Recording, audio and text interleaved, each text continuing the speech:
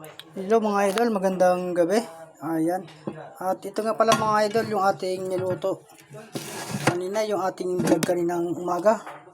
Ayan, yung mga gulyasa na malalaki. Ayan, at ating pinaksi yung mga idol. Tapos, nilagyan natin ng mga kamyas yung pinakataas niya. Ayan o.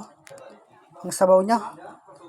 Paksiw. At ito yung sinaing mga idol. At bukas ay lulutuin ulit ito para matuyo yung sabaw niya dahil dadalhin sa Maynila yan mga idol at ating papasalubong. Ayan, nilagyan ng kamyas pala yan na tuyo at saka yung bawang at sibuyas tapos paminta mga idol. Ayan ang mga isda mga idol, oh, lalaki niyan, isang kaldero yan. Napakasarap niyan paksiw mga idol. At natikman ko nga pala yung sabaw niyan, napakasarap mga idol, tamang tama, may konting alat yung kanyang sabaw.